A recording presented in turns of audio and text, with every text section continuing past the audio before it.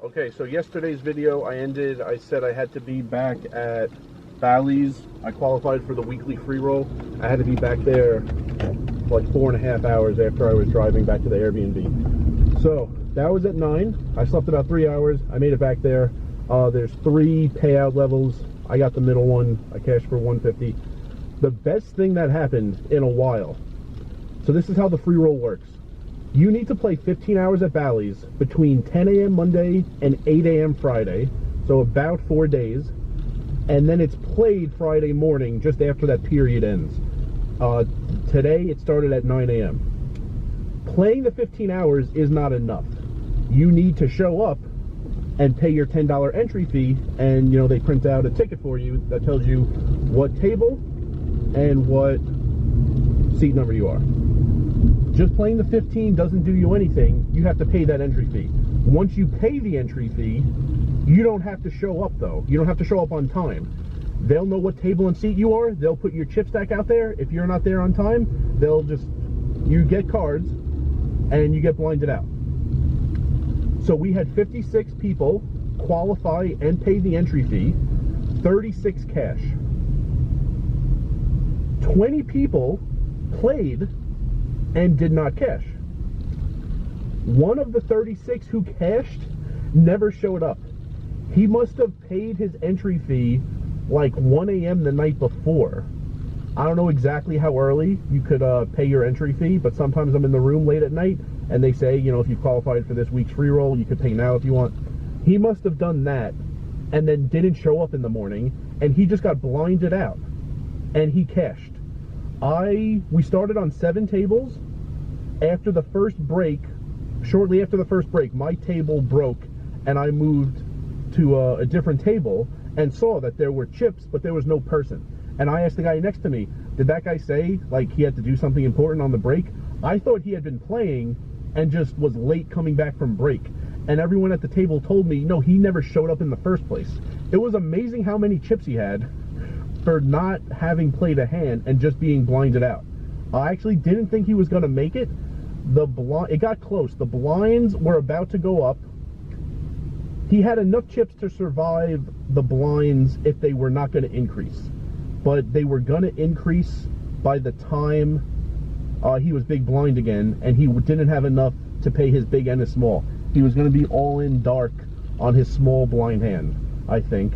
He had like 3 hands left, and we lost about 3 people in the next 2 or 3 hands, and he cashed. I didn't have my camera with me. I only had my phone. I got a picture of the empty seat with a few chips left just after the bubble player got knocked out on a different table.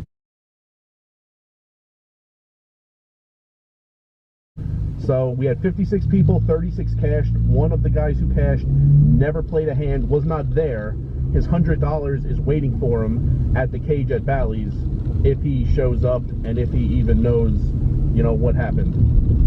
So that was great. It's funny because there are times I feel like I don't get a playable hand, or like every time I raise, I get re-raised and then airball the flop, and I feel like I don't win. Sometimes win the blinds. Like, definitely there have been times I don't win at showdown. I didn't win at showdown today. I raised kings pre, won that hand pre-flop. I raised 6-4 pre, won that hand pre-flop. Towards the bubble, I got 2 walks, and also towards the bubble when blinds were huge and stealing blinds was really important, I shoved on a short stack blind versus blind. I think those were the only hands I won. I did not win a hand at showdown, and I cashed. This guy didn't win a hand at all, and he cashed.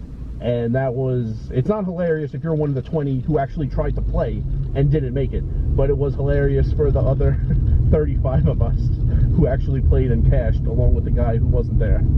That was awesome. I was really pulling for him, and then he made it. And don't know who it is, but maybe we'll find out one day. But right now, I've gotten like 3 hours in today so far, and I'm on my way down to Mandalay, and it's about 4 p.m. and at the end of the night, I'll tell you guys how many hours I got in.